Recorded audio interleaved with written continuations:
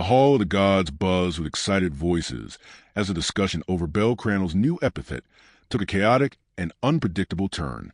Amid taunts, laughter, and ego clashes, the gods seemed more interested in leaving their personal mark on the boys' story than in reaching consensus. Some wanted a catchy title.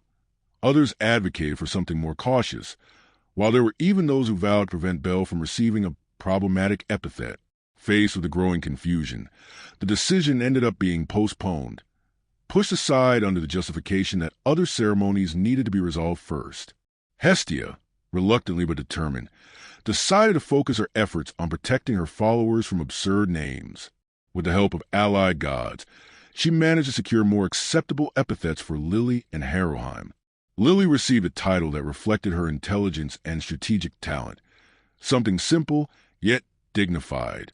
Haroheim went through a veritable minefield of offensive and exaggerated suggestions until, after much pressure and resistance from Hestia, an epithet was chosen that reflected her extraordinary potential, even if it wasn't exactly what the goddess wanted for her.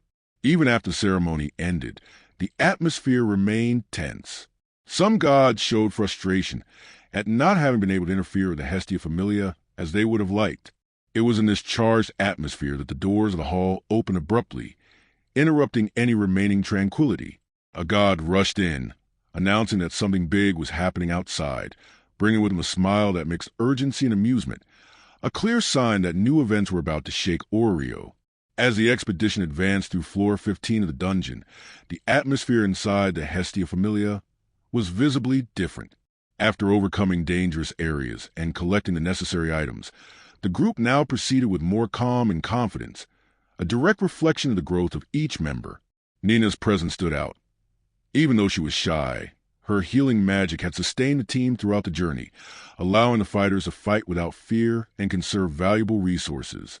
Gradually, the healer's nervousness gave way to a sincere smile, a result of recognition and a sense of belonging.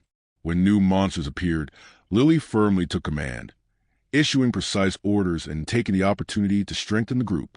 Haroheim, Nina, and the others faced the enemies efficiently, proving that they no longer constantly depended on more experienced adventurers. Bel and Ryu watched from a distance, attentive but calm. That battle was a clear demonstration of maturity. As they left the intermediate floors behind and returned to the surface safely, it was evident that the Hestia Familia had taken another solid step towards becoming a respected force in Orário.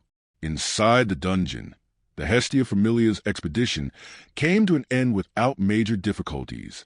After traversing dangerous areas and fulfilling all the mission requirements, the group advanced more calmly through the intermediate floors. The tension that had previously dominated each step had diminished, giving way to a more confident atmosphere.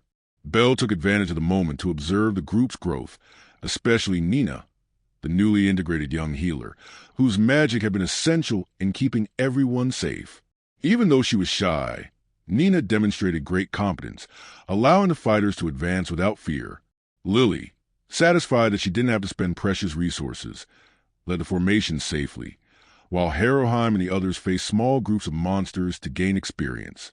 Bel and Ryu remained in the rear, attentive, but confident that their companions were already strong enough to handle that floor. The feeling was clear. Everyone had evolved. With the monsters defeated and the path clear, the group left the intermediate zones and returned to the surface without setbacks, believing that this expedition would end as yet another successful mission. The tranquility, however, vanished the moment they set foot in Orário again. Adventurers Street was taken over by an unusual, dense, and noisy crowd, composed not only of adventurers but also of ordinary citizens. Exalted shouts echoed in the air, demanding answers and information, creating an atmosphere of tension rarely seen in the city. Unable to advance along the main road, the group was forced to detour through alleys and side streets, guided by Lily and Ryu. As they approached the guild headquarters, the commotion only increased. The hostility present in the shouts made it clear that something serious had happened, something capable of shaking the order of Orário. It was then that Bel noticed Nina pale. The heavy atmosphere awakened in her a specific fear, linked to the school district.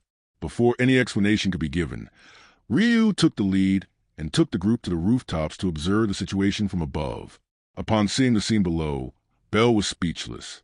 The unrest, the protests, and the collective fury indicated that a new problem was emerging, one that could involve forces far greater than a simple expedition, marking the beginning of a conflict that would extend far beyond the dungeon.